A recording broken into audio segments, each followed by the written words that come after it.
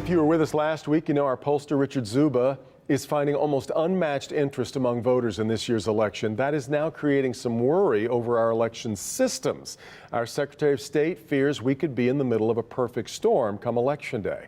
Well, let's talk about it with Michigan Secretary of State Jocelyn Benson. Great to have you back on the program. Thanks for having me. You have kind of sounded the alarm this past week, but in a nutshell, if we were to get 5 million voters, which would be a record for the state of Michigan, why would that be a problem for you and our systems? It would be a tremendous thing if the enthusiasm we're seeing now. Yeah, you don't want to increase in turnout. Trash talk a really good thing. Yeah, it's fantastic. Right. It's a really great thing that's happening. It's a reflection of enthusiasm that I think has been growing for a number of cycles now. So we're excited and we're ready.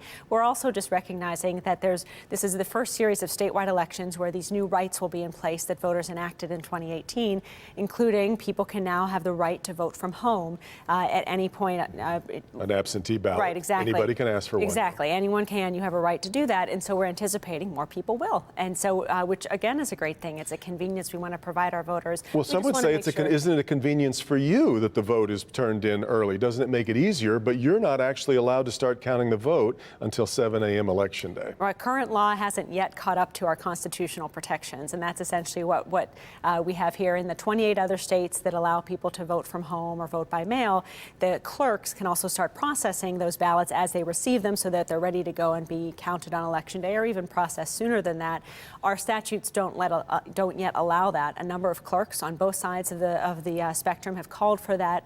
I'm standing with them to say we need to ensure that our ballots are processed effectively, securely, and efficiently, so that also when the eyes of the nation are on Michigan election night, we're ready to give them some results. I believe your comment was, we don't want to be Florida, referring to that very famous long wait, and especially since everybody could be waiting on what happens in Michigan election night. Well, and there's no reason for us to be. I think the fact that we've got so much enthusiasm is a great thing, and we just need our legislature now to stand with us in ensuring we're fully prepared. The proper fix would be what? It's a fairly simple measure, I think, to you. Simply listening to our clerks who are going to be actually doing this work on election night, and what they've called for is the ability to just start processing these ballots not prior counting to election them, day. But making sure that the ballot hasn't been spoiled in some fashion. Yeah, and just in whatever way that you're handling the ballots, we're going to make sure it's done securely, so that voters can be confident that their ballot is cast and counted accurately.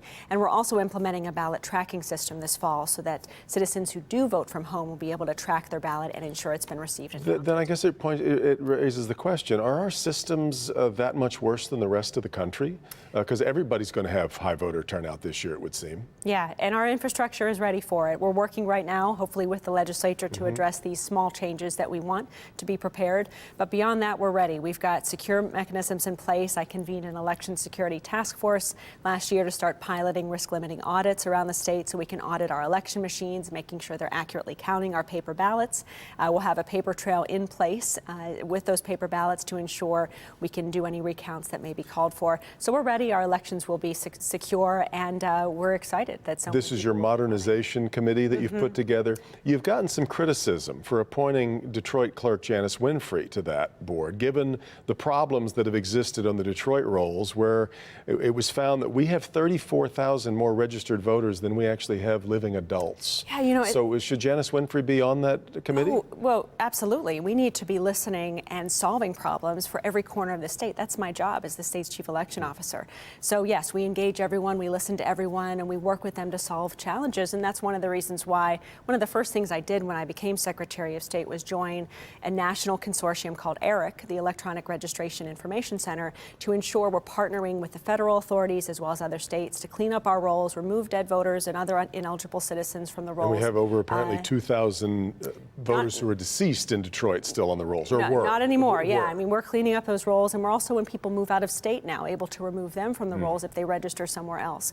So we're doing all that also effectively, securely, and I believe that our voter rolls are more accurate than ever. You've written a book about being Secretary of State. I mean, you actually did write the book, wasn't that? I believe that was part of the line back when you were running, was I wrote the book on this. I believe believe you would say that your expertise is in voter security, voting processes, but for most people, what you mean to them is their driver's license and their license plate. You ran talking about a 30-minute wait. You backed off that promise because you got in and you realized that there were bigger problems maybe than you quite anticipated. But right now, anecdotally, wait times are worse than they were under your predecessor. What's happened? They've actually been reducing, in part because we've implemented appointments all across the state. So right now we have met that 30-minute guarantee because you can go anyone online can and make an appointment. If you go in, I talked to somebody just yesterday who spent 5 hours at the Secretary of State's office in Dearborn because they need to renew their driver's license in person. 5 hours is... It's completely unacceptable. I don't know who can do that. Yeah, and that's why we've also implemented new kiosks so that people don't have to go into a branch office but could go into a Kroger or a Meijer to renew their plates and take them out of the lines as well. But we've got a lot more changes planned. We implemented the appointment system to ensure, and we just rolled out same-day appointments as well, so people can make a same-day appointment in many branch offices to enable people to simply plan ahead. And when to a T, everyone who shows up for an appointment is seen right away and is out well before that 30-minute cutoff. But we want to be better than that. Why did it get worse than it was under Ruth Johnson? Well, last year, two things happened. One, my predecessor implemented a system that came into effect during my tenure called CARS that changed the computer mainframe technology from an old system to a new system. So it took some time. It slowed down some transactions to get our 1,500 state employees up to speed on that new system. And then secondly, Real ID is now in effect. So every citizen who wants a Real ID in order to travel needs to get one by October of this year. And in order to do that, you have to come into our branch offices. And so that is one thing that has caused more people to have to come into our branch offices.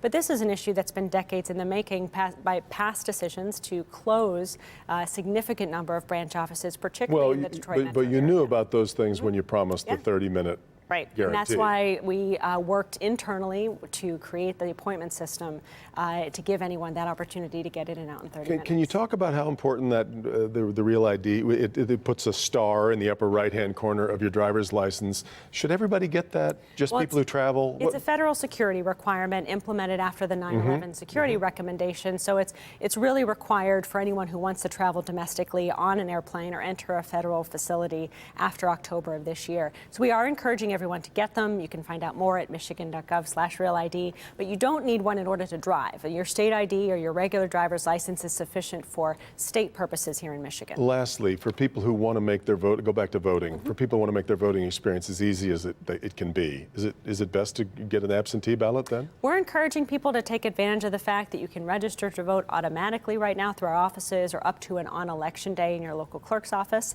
And also, at that time, request to be able to have your ballot mailed to you.